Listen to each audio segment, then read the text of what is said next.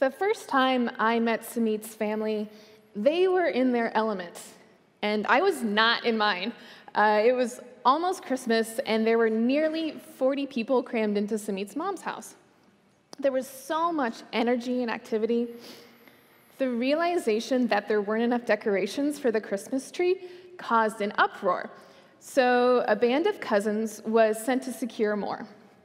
Their victorious return hours later initiated a mini celebration throughout the house. This raucous fellowship and camaraderie was new to me, and it was my first lesson that Indians find a way to celebrate and delight in even the smallest milestones as a way to bring people together. Indian rituals are a vast collection of celebrations that seem designed to include people. When you attend an Indian celebration, you feel like a participant, not just a spectator. One example is an annual event where brothers and sisters of all ages come together to tie a special bracelet around each other's wrists, exchange gifts, and wish each other well. It's a short, intimate ceremony followed by siblings casually hanging out. For brothers and sisters who've grown older and perhaps live far apart from one another, it's great to have a dedicated occasion to come together and celebrate that relationship. When you attend a wedding in the US, you're usually there as an encourager, or even sometimes just a spectator. But Indians involve every guest at their wedding in some rituals, and there's hardly ever less than 200 or 300 people at an Indian wedding. In this ritual, guests from my side of the wedding are preparing me to marry Beth. They're smearing a paste made of turmeric and yogurt all over me. It's a cleaning ritual. It's a very short gesture that each person gets to do, but anybody who wants to do it can be involved. Whether it's at a wedding, a birthday party, or even just a big get-together, many Indian celebrations will have a series of performances where guests offer a song, dance, skit, or something like that.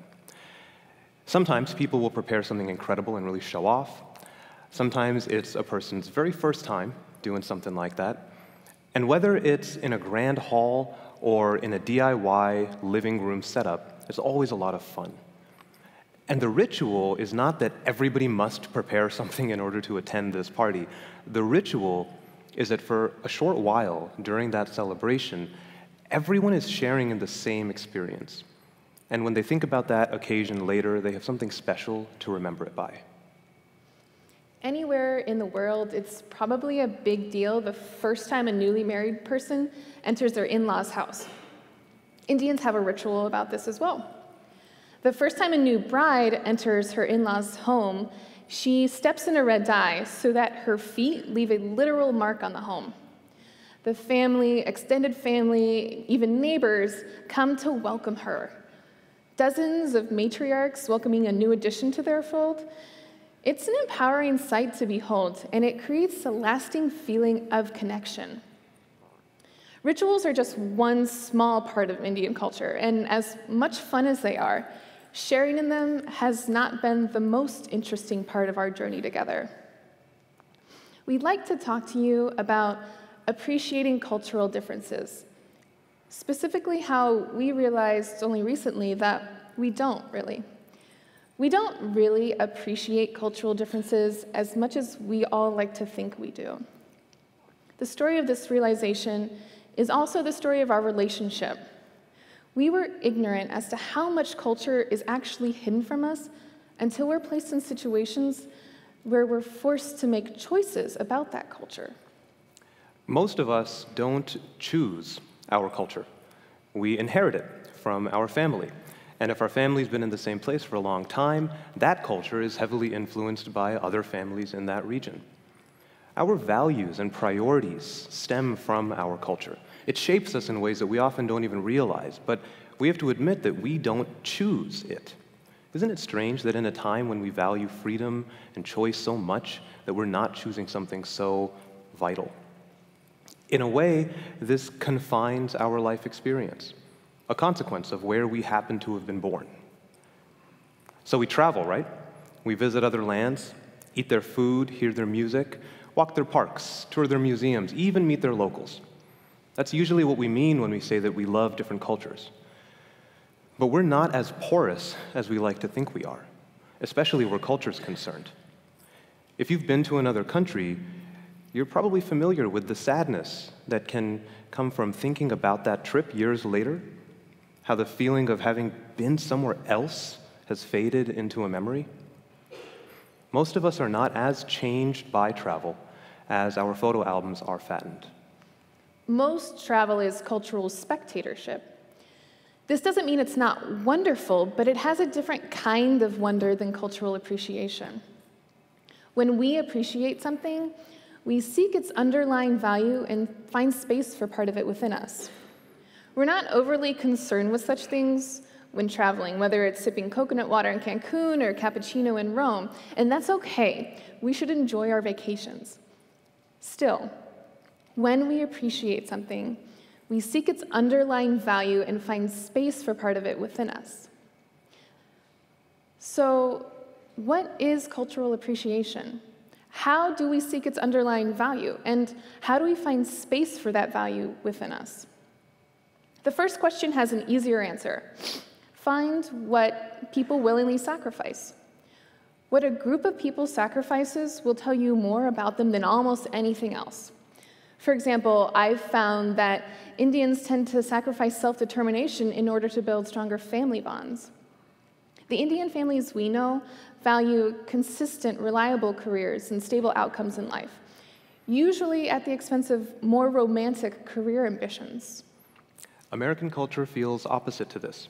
Of course, families in the US also value prosperity and togetherness, but we also expect our young people to find their own path. We want them to make their own mistakes so that they can learn from them, and we celebrate when their personal risks yield some great reward. But people in the US say things like, "It's my life, this is something I need to do." I would imagine that people all over the world feel that way sometimes, but Indian culture is such that it discourages them from acting upon that belief or upon that feeling.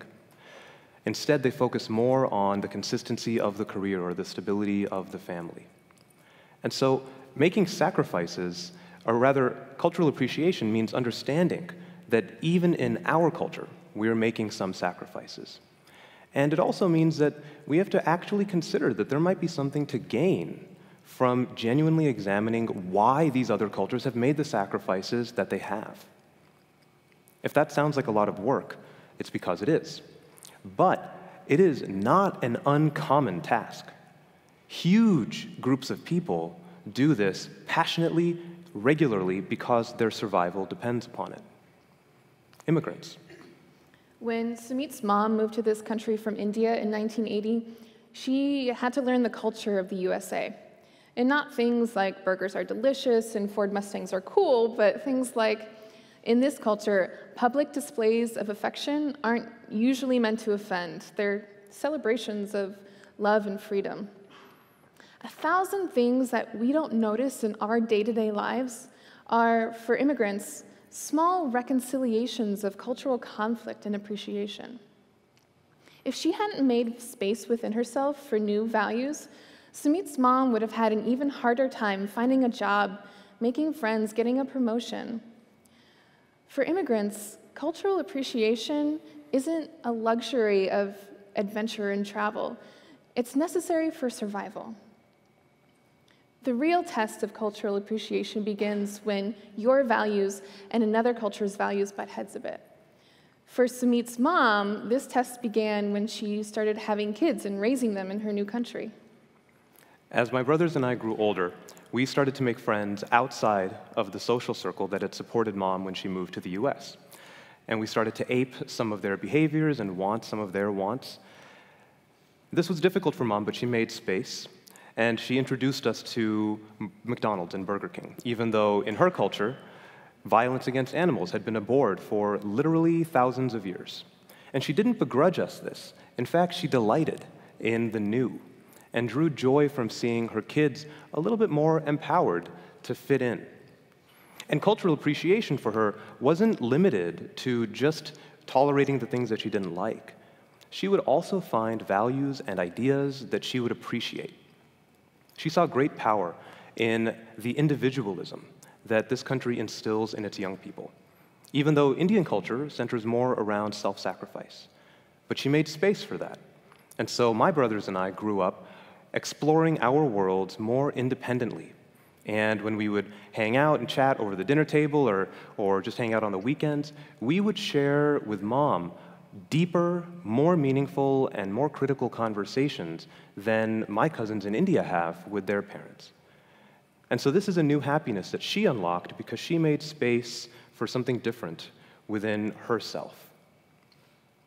And if you think about it, this is part and parcel of the immigrant's experience. Thousands of them will come to this country and try to do something special for themselves. But doing this didn't mean that Mom had to abandon her prior set of values. It didn't mean that something was broken in Indian culture. She continues, she continues to fight for her Indian culture, and the difficulty for her is getting her American kids to make space within themselves for her Indian values. But if she succeeds, she'll have succeeded in passing on to them a more enriched, complex identity, and that's really what her job is all about. One of the most profound ideas that she continues to advocate for to this day is the idea that we're not just individuals. We're connected in powerful ways. And sometimes it's better to sacrifice a bit of our individuality in order to access the power of the collective. This idea is much stronger in Indian culture than in American culture. Here, we expect people to be self-sufficient, and we're embarrassed when we find ourselves lacking in some way. We place so much importance on what it means to be an adult that we end up shaming ourselves and others for needing help. Meanwhile, Sumeet's mom and her siblings continue to this day to involve each other in one another's daily lives, usually by asking for help making decisions about things that we might think adults should make themselves. By involving one another in these decisions, they're reinforcing their collective identity. To them, their well-beings are so interconnected that it seems obvious to them that they would be involved in each other's daily lives. From an American perspective, this might seem like an invasion of privacy or like not respecting an adult's sovereignty. And it's true. Indians do sacrifice some of those things for their collective identity, but it's also true that we sacrifice some things for our more individual one. And so my brothers and I grew up surrounded by conflicting definitions of simple terms like what is an adult and what is maturity. And that conflict is frustrating, but hopefully over time, we're trying to learn to cherish that complexity, because the hope is that there's a greater happiness at the end of that road. All of that is made possible by our mom's entry to a new country where she encountered something different and made space for it within herself. And her story joins that of billions of other immigrants that have done that same exact thing. So, immigrants have a built-in motivation for cultural appreciation that most of us don't. Most of us probably won't ever really be forced to confront why we have our values and why we have our culture. And this biases cultural appreciation heavily in one direction. If you think about it, we tend to believe that it's the immigrant's job to make space within themselves for new values, not ours, right? So after a while, we all get comfortable where we are and start to redefine cultural appreciation to mean something more like cultural spectatorship. For many of us, the only occasion where we'll have to confront our own culture's deficits will be if we're forced to because we move to a new country. This is our cultural myopia. From where we sit, longtime residents of the same region, having inherited our culture from our family, we forget that it's not just our food and our music that are unique to us. It's also our values. We forget that we didn't choose our culture and many of our values. We forget that love itself is subject to our culture, that as many, if not more, people in the world believe in compatibility before chemistry when marrying. In some of the most populous countries in the world, arranged marriages, though they are much different in reality than how they're portrayed in films, are still the norm. Young people put faith in their families to choose them a great partner, and families work hard to be worthy of that faith. Literally, billions of people around the world believe that love grows between two people after they're married.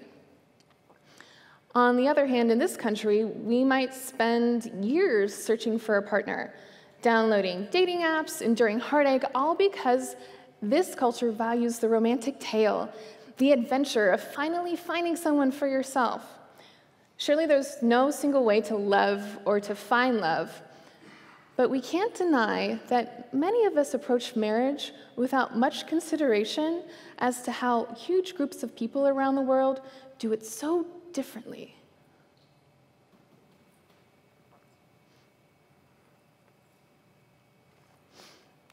We forget, thank you. We forget that our culture, like our land, is just one small part of the world's feast. Like with any feast, joy comes from sampling a little bit of everything. If your feast looks like this, and you only eat mashed potatoes all night, you really be missing out. When you sample from the world's cultures, you begin choosing your values instead of inheriting them. For many immigrants, moving to a new country is a dance between humility and pride, where over decades they have to define a set of values by questioning and battling, reviewing, revising everything that they thought they knew. And if any values make it through that process, it's because they chose them, comparing them with other values that might even conflict with them. When we looked inside ourselves, we saw very little of that. We found not just a complacency, but an arrogance that our culture is truest. And that arrogance is our defense mechanism, because it's painful to admit that we don't have the humility that so many other people have when it comes to defining their values. But we decided, in some hope, that building that humility is possible. So we started making a list of all the things about Indian culture that might be worth making space for. And now we've shared some of those examples with you. We're not educated social scientists, and we're speaking in generalities that usually get people in trouble. But we've felt pangs of truth in this exploration of ourselves, and we genuinely believe there's space in all of us for a more complex set of values than what we inherit. Thank you.